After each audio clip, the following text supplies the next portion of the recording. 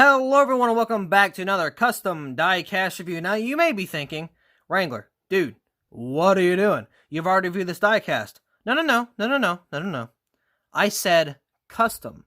Yeah, I reviewed this diecast, but we made a few, and I mean few, small, minor changes to the diecast to make it, a little bit of a custom. We did the 2009 Watkins Glen win, or not win. I keep saying win. Every time I do a race version, I keep wanting to say win instead of race version. He didn't win, but he did hit the wall. He hit the tire barrier, and he ended up losing the front end of his car. And, he finished pretty poorly. So, yeah, that's what we did. So if we take a look out of this box right here, slide it up. Now, we did do a diecast review on the actual standard diecast. Again, as I said, link in the description, by the way, if you want to go check that out.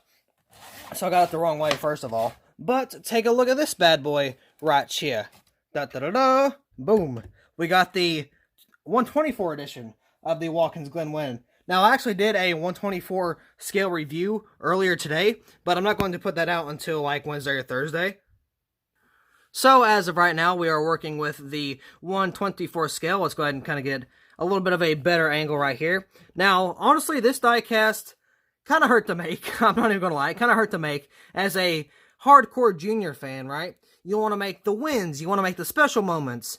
I don't know what cursed me to buy this and make the Watkins Glen win, but, it happened, so it is what it is. But this is going to be for sale on the Bottom Bag Diecast eBay page. You can go check that out with the link in the description if you want to. Now, this is being recorded on Saturday. You're going to see this Sunday, so it may or may not be there. I guarantee you it will be there because, I don't sell things very fast, especially 124s.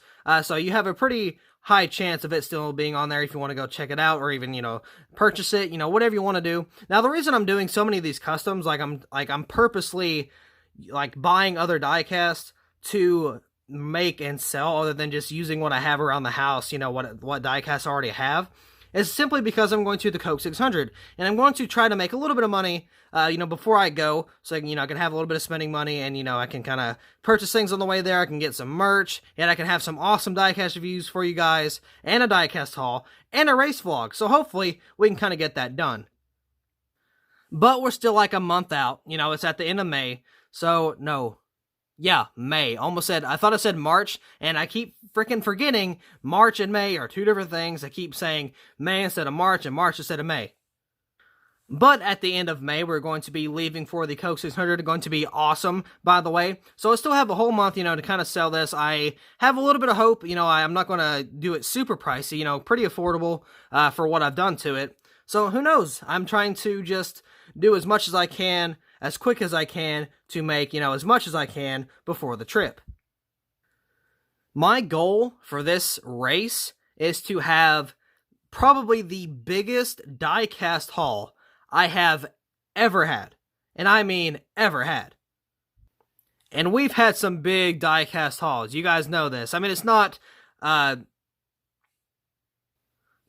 buffet style, big hauls, but I'm hoping to have a pretty decent sized diecast haul for you guys when I come back. So I'm trying to do as much as I can, as fast as I can, before, it comes that day to pack up and leave for the race. But anyway, let's go ahead and take a look at this diecast. I'm going to roll you up just a little bit so I can kind of get an angle on the diecast. It's going to look very, very nice. Again, this hurt as a Dale Jr. fan, but I mean, it is what it is. I still like making it. It does look pretty awesome, I think. So, here is the entire front end, and what I mean by that is there is no front end. It's just the engine bay and all of its glory. So, right off the bat, we have all kinds of just hoses and wires and all kinds of detail, right? Now, I did a little bit more detail. This not the diecast, but the car was ran, without no front end later on in the race. So, I figured, you know what? I'm going to have a little bit of fun, and I actually did some, dirt, grime, and rubber buildup right there on the grill take and on the splitter and stuff like that. So, I figured that'd be a little fun, so I did do that. But look, you got all kinds of these hoses, valves, all kinds of stuff. You got the header. It's amazing. It looks really awesome. I really wish we had the detail, but we don't, and it sucks. Another thing I did for small detail, I kept the hinges for the hood, because I don't know, I thought it'd be cool to have them sitting there. But I do have the hood and the front end still. It's in my room. Actually, I think the front end is out here somewhere, but I have the hood in my room, and I'm actually going to make like a like a little setup, for like just basically the what's left of my custom diecast. So like we did the Jimmy Johnson 2020 Daytona crash right there. There's a piece of it, and we sold that as well. So I'm going to try to have it on like a little wall or something. I don't know. I'm going to work on something, and it's going to be pretty freaking awesome. But we got some interior detail right there on the dashboard. I didn't paint that. That was already there. Very awesome. So right here on the roof, we got the big old 88. Roof flaps do deploy as well. Both of them do, but the other one didn't come open for whatever reason. Now we got Mountain Dew right there. A little bit of dirt and grime. I was going to say debris and grime, but that didn't make sense. Dirt and grime right there. Of course, you can open it or open the trunk or the deck lid and have that fuel cell and stuff in there. Got the big old wing right there on the back as well. Right here on the back, we got Amp Energy and the Chevy bow tie with Quaker State and the 88 right there in the taillights. Now moving on to this side, this is the good side. Got Amp Energy, National Guard, Quaker State up there as well, and we got all of this raceway right here. Got a donut mark, got all kinds of just rubber buildup right there on the side, got a wall scrape, got some more detail there, and we got a little bit on the exhaust. This is my favorite side by far. Now, on the 124, I think it did a pretty darn good job of the donut mark. But on the 164, I think it could have done a little better. But on the 24, I think it did, a pretty darn good job.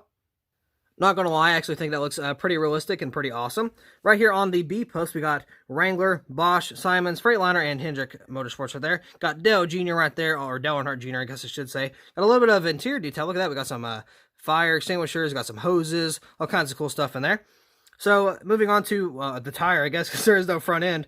We got the worn out tires. It's all on all fours, so, that's another little detail I did. I like doing the worn out tires. I love doing those. Those are pretty cool. So, right here on the other side, we got Sprint Cup Series, Holley, Mechanics Wear, 3M USG, EA Sports. Don't remember. I think that's Dow, Mac Tools, Jags, Stand Autometer, Coors Light Pole. And, of course, you got the NASCAR race car there. Got the 88 with some more detail and damage. I forgot to point that out. Got a little bit of a dark line above the skirt right there. A lot of, chunk marks and stuff like that. A lot of big, bold, little black scuffs right there. Got a little bit more right there on the splitter. But we got the 88 National Guard. Got the window net down right there as well. No interior detail. I didn't do anything. But look at the steering wheel. It turns. When you turn the wheel, it turns. I always love that. I wish we had that still. But again, we cannot. So I got a little bit more rubber wear right there on the wheel. And then we got some more scuff marks right here on the side. Now that's about it for the top interior. Or not interior, but the top detail. But if we flip it over just, a tad bit, right? We got a little bit of interior, or not interior, God. We got a little bit of detail on the outside on the chassis, underneath. The one thing I did was the red fuel tank right here. Everything else was already done. Again, I wish we got detail like that, but sadly, we do not. But that being said, I do believe that's going to be all for this diecast review. So, thank you all so much for watching. I hope you all enjoyed, and I will see you in the next video.